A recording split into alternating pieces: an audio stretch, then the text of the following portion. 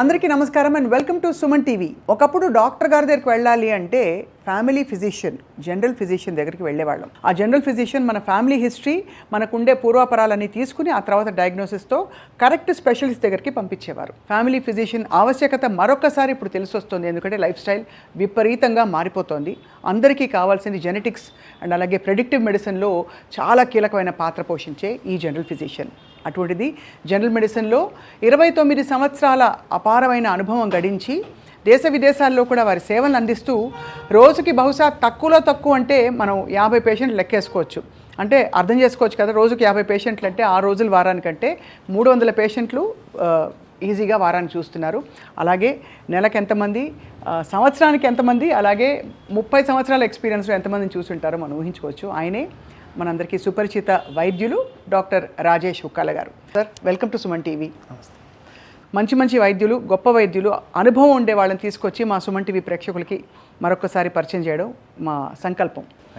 Sir, you had a long journey, 29 సంవత్సరాలు. So అందరూ ఎక్కడో ఒక డీవియేట్ అయిపోయి ఇప్పుడు ఈ ట్రెండింగ్, ఈ ఫీల్డ్ ఇది ట్రెండింగ్ అని వెళ్ళిపోతున్నారు. మీరు మాత్రం general medicine is the core, fundamental foundation అని ఎందుకు ఆగిపోయారు స్పెషలైజేషన్తో? డెఫినెట్లీ ఇంట్రెస్టింగ్ క్వశ్చన్ అండి. So basically after general medicine నేను చేసిన తర్వాత లండన్ వెళ్ళాను. సో లండన్లో I had an interest in terms of cardiology. So cardiology perceive చేశాను అక్కడ. I worked as a cardiologist outside the country.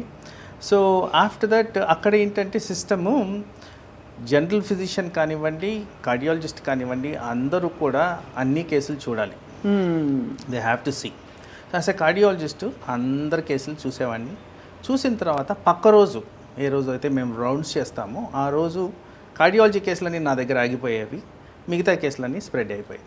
That system is correct. ఎందుకంటే కోర్ కాంపిటెన్సీస్లో జనరల్ మెడిసిన్ అనేది ప్రతి దగ్గర వర్తించాలి.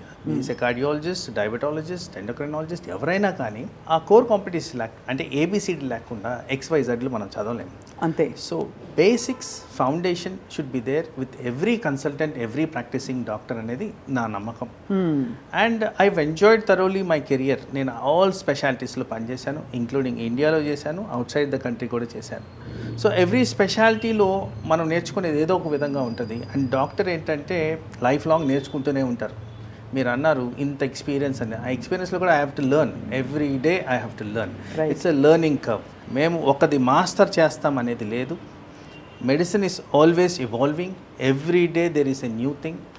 మేము నేర్చుకున్నది ఒకటి, ప్రాక్టీస్లో ఇప్పుడు ఉన్నది ఒకటి. చాలా మార్పులు జరుగుతూ ఉంటాయి. కాబట్టి it is always a continuous thorough assessment and learning curve మాది. వండర్ఫుల్ సార్, మీ హ్యూమిలిటీకి నిజంగా హ్యాట్స్ ఆఫ్. 29 సంవత్సరాల ఎక్స్పీరియన్స్లో కోర్స్ మీరు ఒక పుష్కర కాలం మీరు లండన్లో ఉండి అన్ని విభాగాల్లో సేవలు అందించారు. ఇప్పుడు మీరు స్పెషల్గా చూసేది ఎలాంటి కేసెస్ అండి? ఎందుకంటే జనరల్ మెడిసిన్లోనే diabetology, lifestyle, non communicable diseases ఎక్కువ స్పెషలైజ్ చేసేవాళ్ళు ఉంటారు. మీకు అలా ఏమన్నా ఉందా? ఎస్, మీరు అన్నట్టు రైట్ నౌ నా స్పెషలైజేషన్ గురించి మాట్లాడితే నేను లైఫ్ స్టైల్ డిజీజ్ మీద ఫోకస్ చేస్తాను. So I focus on diabetology predominantly. Obesity ఈ మధ్యకాలంలో చాలా ప్రివలెంట్గా ఉంటుంది. రైట్.